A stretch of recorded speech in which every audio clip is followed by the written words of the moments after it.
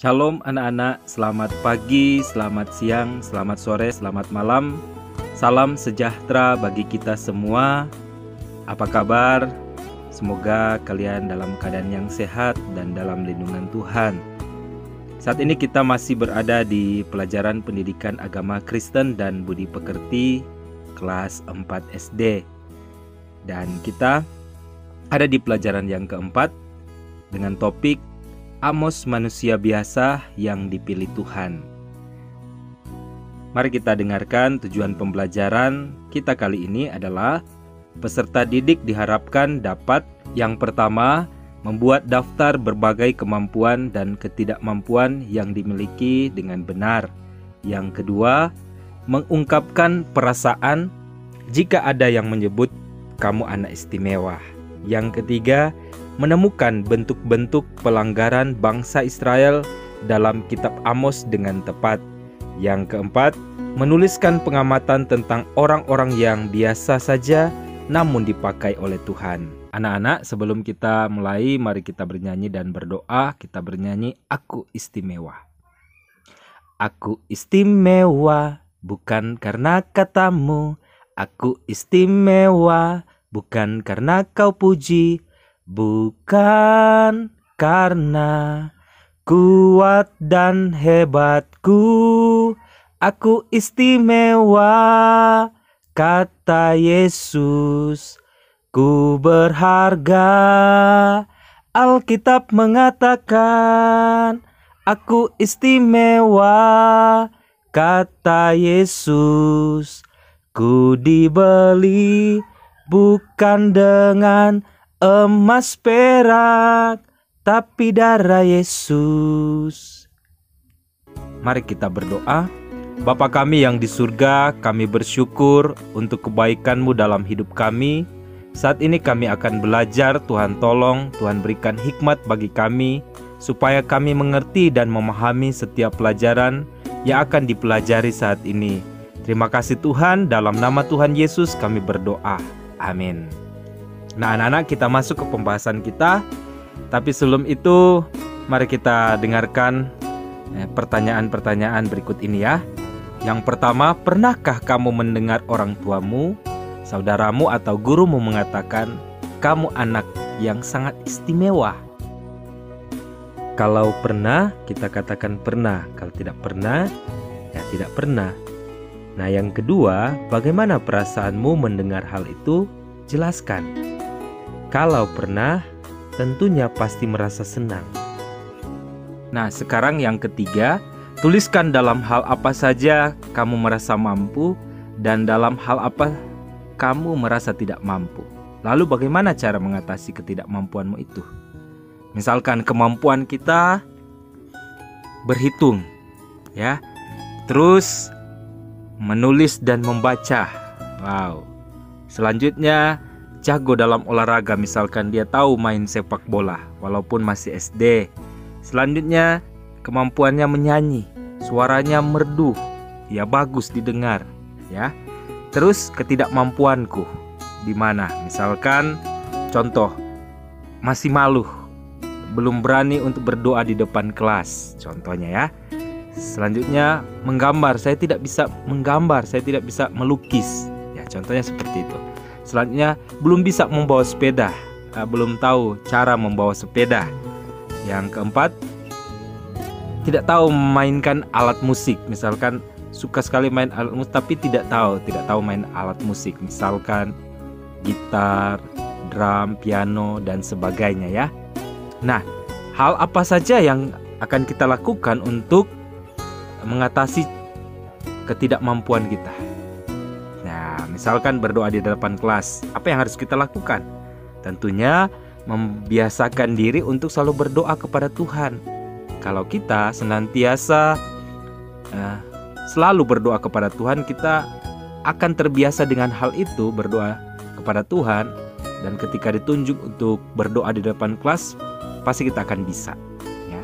Misalkan menggambar, berarti kita latih, belajar untuk menggambar, berlatih terus menggambar, melukis dan sebagainya. Selanjutnya yang ketiga, belum bisa bawa sepeda kan?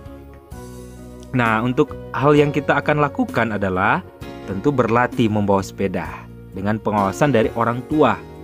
Ya, lama-kelamaan kita terbiasa, pasti kita akan bisa untuk membawa sepeda. Yang keempat, memainkan alat musik.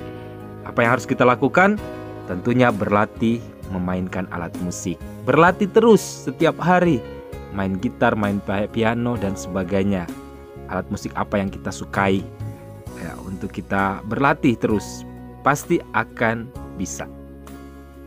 Ya, selanjutnya kita akan mendengarkan firman Tuhan menjadi dasar pembahasan kita berkaitan dengan Amos ini. Hanya manusia biasa tapi dipakai oleh Tuhan. Tentunya dalam kitab Amos pasal yang pertama ayat yang pertama. Demikian firman Tuhan. Perkataan yang dinyatakan kepada Amos, salah seorang peternak domba dari Tekoa, tentang Israel pada zaman Uzia Raja Yehuda dan dalam zaman Yerobeam anak Yoas Raja Israel 2 tahun sebelum gempa bumi. Nah, selanjutnya di dalam Amos 5 ayat 4-6. Demikian firman Tuhan, sebab beginilah firman Tuhan kepada kaum Israel. Carilah aku, maka kamu akan hidup. Janganlah kamu mencari Betel, janganlah pergi ke Gilgal, dan janganlah menyeberang ke Beersheba, sebab Gilgal pasti masuk ke dalam pembuangan, dan Betel akan lenyap. Carilah Tuhan, maka kamu akan hidup, supaya jangan ia memasuki keturunan Yusuf bagaikan api, yang memakannya habis, dengan tidak ada yang memadamkan bagi Betel. Nah, dalam pelajaran yang lalu kamu belajar tentang Allah menolongmu ketika kamu sedang mengalami sukacita, duka cita, ataupun ketika sedang menghadapi masalah. Kini kamu akan belajar bahwa setiap orang memiliki keterbatasan dan kelemahan. Namun setiap orang juga dapat anugerah Allah sehingga ia memiliki kelebihan atau kekuatan atau biasa kita sebut talenta. Allah memilih kita walaupun kita penuh dengan kelemahan atau keterbatasan karena Allah mau memakai kita untuk menjadi saksinya. Inilah yang juga dialami oleh Amos. Nah, Amos itu berasal dari Tekoa. Letak Tekoa di sebelah selatan Yerusalem, di pinggir padang gurun Yehuda. Pekerjaan Amos beternak domba dan memungut buah arah hutan. Ya, Amos bukan seorang nabi yang biasa berbicara di depan banyak orang. Dia adalah seorang biasa, namun Allah memilih Amos untuk menjadi penyambung lidah Allah bagi bangsa-bangsa. Penyambung lidah Allah ini disebut juga nabi. Tugas Amos adalah menyampaikan bahwa kesabaran Allah akan berakhir dan Allah akan menghakimi bangsa Israel. Anak laki-laki dan perempuan akan tewas oleh pedang. Tanahnya akan dibagi-bagikan, umatnya akan diusir, dan para pemimpin akan hancur karena perang. Nah, Amazia, imam di Betel, tidak suka mendengar seruan Amos. Ia menyuruh Amos pergi. Namun tantangan ini tidak membuat Amos mundur, karena ia yakin Allah yang memilih dan menyuruhnya untuk melakukan tugas itu. Amos mengatakan bahwa dia bukan nabi dan bukan dari keluarga nabi. Dia hanyalah seorang peternak dan pemungut buah arah hutan. Namun, Tuhan Allah yang memanggil dan menyuruhnya untuk menegur bangsa Israel dari segala perbuatan mereka yang menyimpang dari hukum Tuhan Allah. Amos menegur orang Israel yang menumpuk kekayaan untuk dirinya sendiri dan tidak peduli terhadap orang lain yang ada di sekitarnya. Israel akan hancur sehingga Amos mengingatkan mereka untuk kembali kepada Allah supaya Allah mengampuni dosa-dosa mereka. Bangsa Israel harus meninggalkan kehidupan mereka yang bertentangan dengan kehendak Allah. Mereka harus hidup sesuai dengan perintah Allah agar beroleh keselamatan. Pelajaran ini mengingatkan kita bahwa ketika memilih seseorang untuk melakukan sesuatu, kita seringkali mempertimbangkan kemampuan dan pengalamannya. Misalnya kita memilih Rita untuk menjadi ketua kelas karena kita tahu Rita mampu untuk menjadi ketua. Kita memilih Udin menjadi ketua sepak bola karena kita tahu dia lihai bermain sepak bola. Kita memilih Elias menjadi peserta lomba pidato antar sekolah karena kita tahu dia pandai berbicara dan bercerita. Bagaimana dengan Amos yang disebut-sebut dalam bacaan kita hari ini? Ya, sebenarnya bukan orang yang hebat dan istimewa, Dia hanya peternak domba, tetapi dipakai oleh Allah untuk menjadi pembawa pesannya. Wow, luar biasa ya Amos ini. Cuma manusia biasa, pekerjaannya biasa, tapi dipanggil Tuhan menjadi nabi. Wow. Nah, anak-anak, tulislah bentuk-bentuk pelanggaran umat Israel kepada Allah yang terdapat pada ayat-ayat berikut. Nah, jadi di dalam kitab Amos itu Tuhan panggil Amos untuk memberitahukan kepada orang Israel bahwa kalian sudah berbuat dosa dan harus kembali kepada Tuhan. Dan kita saat ini akan menyebutkan apa saja pelanggaran-pelanggaran atau dosa-dosa yang dilakukan oleh orang-orang Israel pada waktu itu. Nah, di dalam Amos 3 ayat 9-15, kalau kita cari di Alkitab, di sana ada beberapa dosa-dosa yang mereka lakukan, yaitu dalam ayat 9, membuat kekacauan dan pemerasan. Dalam ayat 10, mereka tidak tahu berbuat jujur, melakukan kekerasan dan aniaya. Dalam ayat 14, berbuat jahat. Selanjutnya dalam Amos 4 ayat 1-3, dosa apa yang Israel lakukan, yaitu ayat yang pertama, menjadi lembu-lembu basan. Lembu-lembu basan ini artinya cewek-cewek matre, ya. Yang berikutnya memeras orang lemah dan menginjak orang miskin. Selanjutnya dalam Amos 5 ayat 21-27, dosa-dosa yang dibuat oleh Israel adalah, yaitu dalam ayat 21, melakukan ibadah yang palsu, munafik. Jadi mereka melakukan ibadah tetapi hanya upacara keagamaan, tetapi hati mereka jauh daripada Tuhan. Ketika selesai ibadah, mereka tetap melakukan dosa. Ayat 22, mempersembahkan korban yang palsu atau munafik, ya. Selanjutnya ayat 23, menyanyikan nyanyian yang palsu. Ayat yang ke-25, mempersembahkan korban yang palsu, sama dengan ayat 22, ya. Selanjutnya dalam Amos 2 ayat 6-8, yaitu ayat 6, menjual orang benar karena uang dan orang miskin karena sepasang kasut.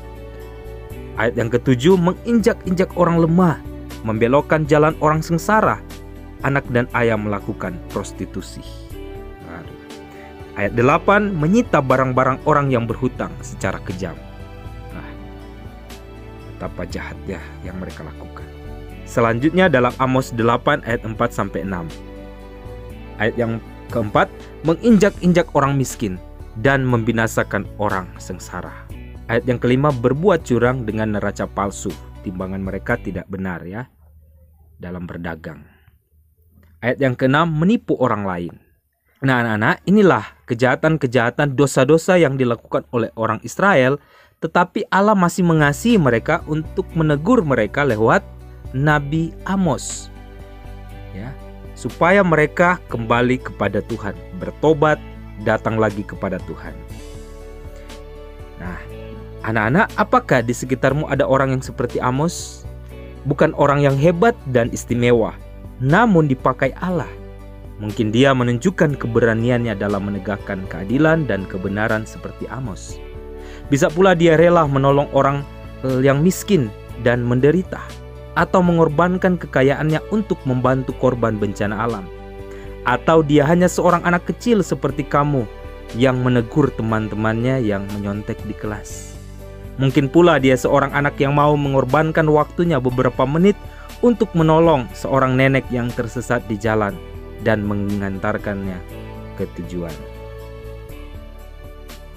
Nah, anak-anak, tulislah pengamatanmu tentang orang-orang yang biasa saja tetapi dipakai Allah. Nah, saat ini kita melihat dalam Alkitab banyak, ya, banyak orang-orang yang biasa tetapi dipakai Allah luar biasa. Misalnya Pak Guru ambil dalam Hakim-Hakim pasal 6 sampai pasal 8. Itu cerita tentang Gideon. Nah, Gideon adalah orang yang biasa diangkat oleh Tuhan menjadi hakim atas Israel.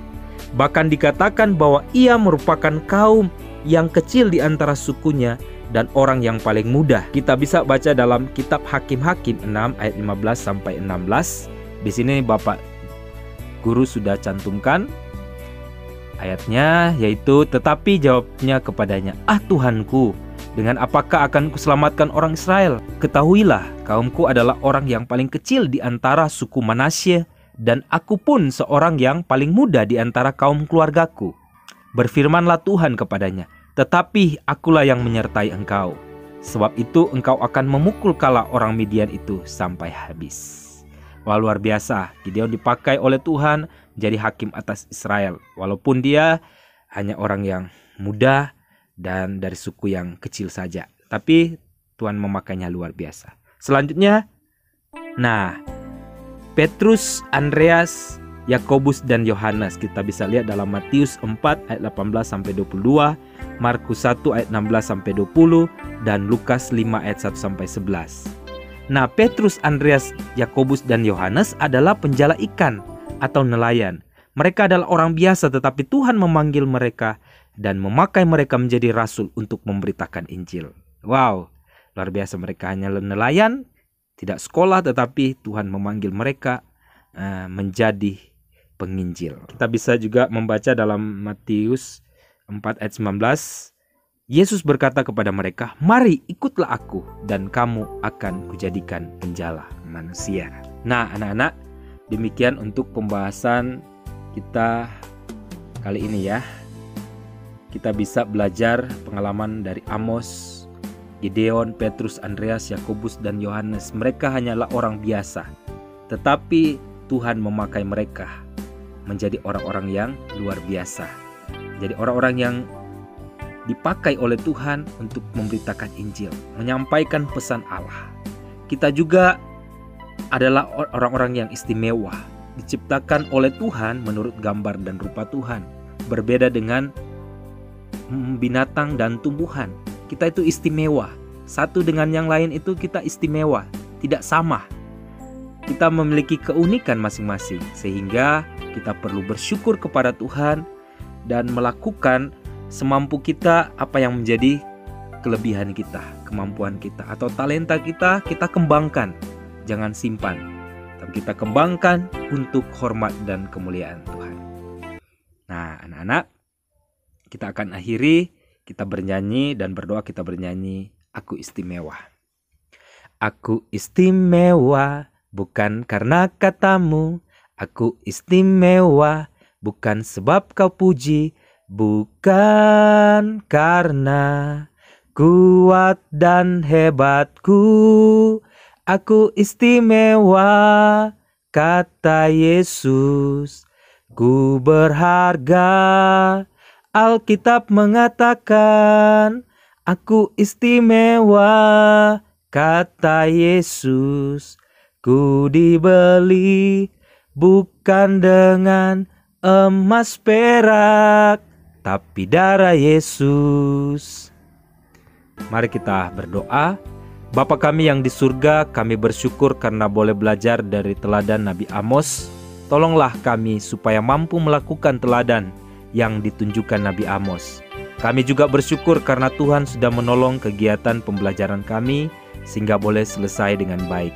Di dalam nama Tuhan Yesus kami berdoa. Amin. Nah, anak-anak, terima kasih untuk perhatian kalian. Tetap semangat, tetap jaga kesehatan, dan Tuhan memberkati. Shalom.